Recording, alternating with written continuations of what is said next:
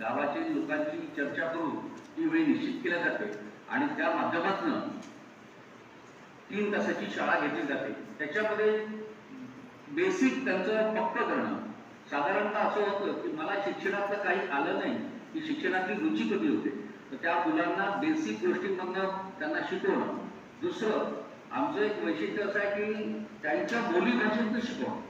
कारण काय आहे की दोन्ही भाषा माहीत असलेला पहिल्या वर्गातला दुसऱ्या वर्गातला विद्यार्थी याला मराठी कदाचित ती समजणार नाही, जिल्हा परिषदच्या शिक्षकांनी जो शिकवतो, तर आमचा शिक्षक त्याला त्याच्या समजेल अशा भाषेत शिकवणं।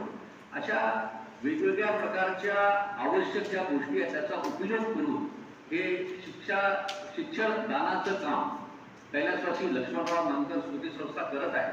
आणि मला सांगायला अभिमान वाटतो की या 1035 गावांमधले शिक्षक आणि त्यांच्यावर लक्ष देण्याकरता आणि त्यांच्या पूर्ण काही अडचणी असतील त्या दूर करण्याकरता असे पर्यवेक्षक सिटीतले जवळपास 150 अशा जवळपास 1250 कार्यकर्त्यांचा प्रशिक्षण वर्ग याचं उद्घाटन उद्या संध्याकाळी 6 वाजता रेशीमबाग येथील स्मृती भवन सभागृह जे आहे, व्यास सभागृह, त्या ठिकाणी संपन्न होणार आहे।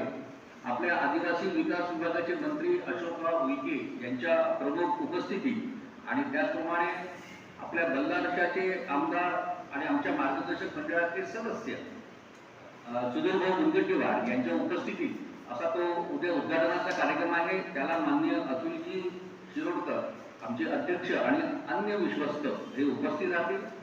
उद्याच्या कार्यक्रमामध्ये साधारणतः 1200च्या आसपास विद्यार्थी, सगळे जनजाती क्षेत्रात काम करणारे आणि सामाजिक काम करणारे, याच्यामध्ये कुठेही राजकीय क्षेत्रातले व्यक्ती जरी असतील, जर मी सुधीर भाऊ म्हटलं किंवा अशोकराव म्हटलं तरी सुद्धा हे पूर्णपणे सामाजिक क्षेत्रातलं आवश्यकतेनुसार किती जी गरज आहे ते करणारं काम असल्यामुळे या सगळ्या कामांवर त्यांचं लक्ष असतं, प्रेम आहे आणि मान्य नितीनजींच्या प्रेरणेतनं हे काम सुरू आहे।